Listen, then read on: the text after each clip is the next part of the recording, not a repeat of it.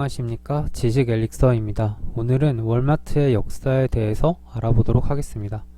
월마트는 미국의 샘 월튼이 창립한 글로벌 유통기업이며 전세계 연매출 1위 타이틀을 달성하는 최고의 기업 중의 한 곳입니다.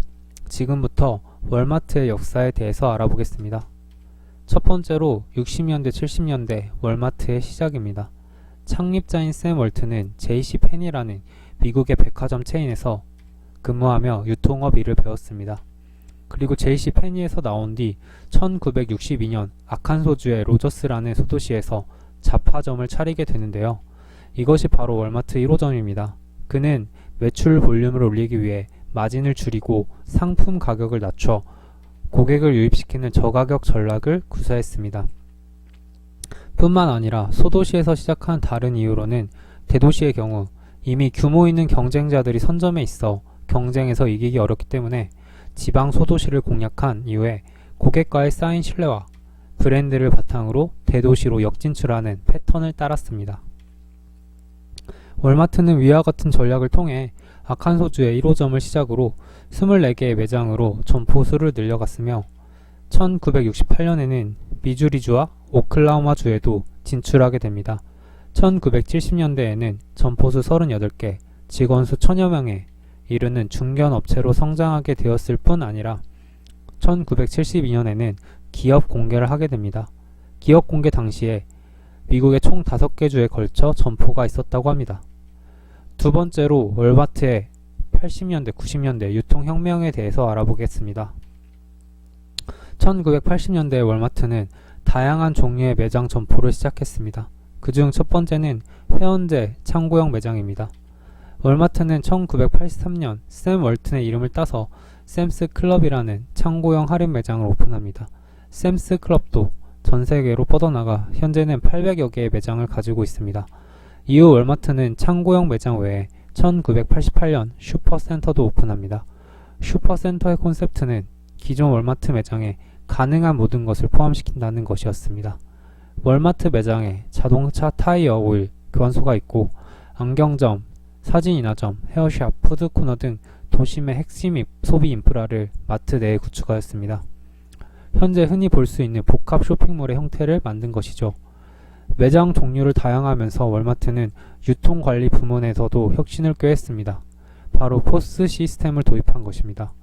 포스 시스템이란 포인트 오브 세일즈 시스템의 약자로서 판매된 상품에 대한 정보를 팔린 때에 바로 기록하여 효율적인 매장 관리를 하도록 돕는 시스템입니다. 판매 데이터를 통해 고객들의 구매 요약 및 탑 매출 상품, 저매출 상품에 대한 추적 관리가 가능합니다. 현재는 보편적인 시스템이지만 월마트에서 매장 관리를 위해 모든 매장에 바코드와 바코드 스캐너를 보급하고 전 매장에 포스 시스템 설치를 빠르게 설치하였습니다. 이 같은 작업을 통해 월마트는 재고, 제품 관리의 신속화를 성취할 수 있었습니다.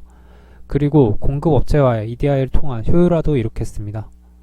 공급업체에서도 네트워크 접속 후 EDI를 통해 판매 정보를 확인할 수 있게 되었고 적절한 생산 계획을 수립할 수 있게 되었습니다. 다음으로 1989년에 월마트는 인공위성을 발사하였습니다. 인공위성을 쏘아 올리고 상품을 실는 트럭에 GPS를 설치하였습니다.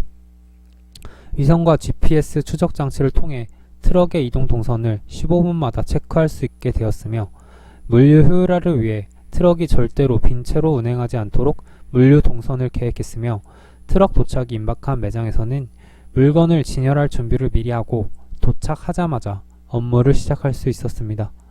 월마트에 있어 80년대, 90년대는 새로운 매장의 시작과 물류에 있어 첨단 기술이 조화를 이루는 시기였습니다. 세 번째로 월마트의 90년대, 2000년대를 알아보도록 하겠습니다. 월마트는 90년대부터 해외 진출을 시작했습니다. 91년에 멕시코에 진출한 것을 시작으로 94년, 95년에는 캐나다, 브라질, 아르헨티나에서 점포를 열었습니다. 그리고 96년에는 중국에, 98년에는 독일과 한국에 들어왔습니다. 포춘지 기준으로 00년도에는 엑손모빌에 이은 2위의 랭크, 2002년도에 최초로 세계 매출 1위 기업이라는 타이틀을 획득하였고 아직까지도 세계 최대 매출액을 자랑하고 있습니다.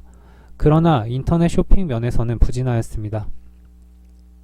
월마트는 00년에 월마트닷컴을 만들면서 온라인 쇼핑에 진출하였으나 웹사이트 트래픽과 매출 면에서 이베이, 아마존에 비하면 처참한 실적을 올렸습니다. 그리고 월마트는 06년에 한국에서 철수하게 되는 일도 있었는데요. 그 이유는 현지화를 간과하였기 때문이라고 합니다.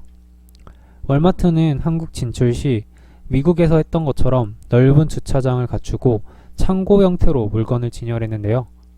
미국은 국토가 넓기 때문에 사람들이 차를 타고 와서 물건을 대량으로 구매해가는 패턴이 일상적이었던 반면에 지금은 한국에서도 창고형 매장 수요가 있지만 당시에는 주부들이 당일 먹을 거를 당일 사는 장보기 형태가 일반적이었고 세컨드카 개념도 흔치 않았기 때문에 차 없이 장을 보러 가야 했습니다. 00년도 초 다른 할인마트들은 셔틀버스를 운행하는 경우가 많았는데요. 월마트의 경우 주차장이 넓은데도 불구하고 셔틀버스를 운행하지 않아 소비자 접근성이 낮았던 점도 적자의 원인이 됩니다. 기타, 매대의 높이가 미국인 기준으로 측정되어 한국인의 신장에 높았다 등의 이유들도 있습니다. 신세계에서 06년도에 월마트 코리아를 인수하게 되고 월마트는 한국에서 철수하게 됩니다. 90년대, 2000년대의 월마트는 세계 매출 1위를 달성하는 성과를 보였으나 온라인 쇼핑과 한국 진출은 실패를 했던 성공과 실패가 모두 존재했던 시기였습니다. 네 번째로 2010년대 이후 월마트의 디지털화에 대해서 말씀드리도록 하겠습니다. 아마존의 일격을 맞은 월마트는 온라인에서의 반격을 준비합니다. 2016년도에 월마트는 30억 달러를 지불하고 이커머스 스타트업인 Z.com을 인수합니다. Z.com은 마크 로어가 만든 회사인데요. 마크 로어는 온라인 기저귀 판매 업체를 아마존에 5억 5천만 달러에 매각한 후 아마존에서 임원으로 일하던 중 퇴사하고 다시 창업한 회사입니다. Z.com은 창업 2년 만에 연매출 10억 달러라는 실적을 올렸습니다. 월마트는 온라인 사업을 위해 Z.com을 인수하고 마크 로어에게 전자상거래 총괄을 맡겼습니다. 2020년 월마트는 Z.com 서비스를 종료한다고 밝혔는데요. 인수 후 Z.com 자체로는 이렇다 할 실적을 낸 건 아니었으나 전자상거래 부문에서 부진하던 월마트닷컴이 마크 로어의 총괄을 필두로 이커머스로 구색이 갖춰지고 점유율이 꾸준히 증가되었습니다. 그리고 월마트의 새로운 전략인 옴니 채널 전략을 발전시켰습니다. 옴니 채널의 대표적인 구매 방식으로 클릭 앤 콜렉트가 있는데요. 고객이 주문은 온라인으로 하고 매장에서 픽업하는 방식의 구매 행태를 말하는 것입니다. 기존의 매장 인프라를 활용하므로 새로이 물류 투자 비용이 들지 않으며 매장을 방문한 고객들 중 추가 소비가 일어날 수 있다는 점이 장점으로 말할 수 있습니다. 월마트는 옴니채널 전략을 적극적으로 구사하기 위해 주문한 상품을 찾아갈 수 있는 픽업타워와 차에서 내리지 않고 물품을 가져갈 수 있는 드라이브 스루 픽업 서비스를 시작했습니다. 다음으로 2020년대에는 아마존 프라임 등에 대항하기 위하여 무제한 무료 구독 서비스인 월마트 플러스 서비스를 내놓았습니다. 뿐만 아니라 아마존 고에 대항하여 스캔 앤 고라는 결제 시스템을 내보였습니다. 스캔 앤 고의 경우 고객이 매장에서 앱을 통해 바코드를 스캔한 후 물건을 먼저 결제하고 매장을 나갈 때 전자영수증을 직원에게 제시하는 방식입니다. 스캔 과정이 없는 아마존 고에 비해서는 아직 불편하지만 자동 결제 시스템에 대해서도 월마트가 대응을 하고 있는 모습이 보여집니다. 지금까지 월마트의 역사에 대해서 알아보았습니다. 도움이 되셨다면 지식 엘릭서 구독과 좋아요 부탁드리겠습니다.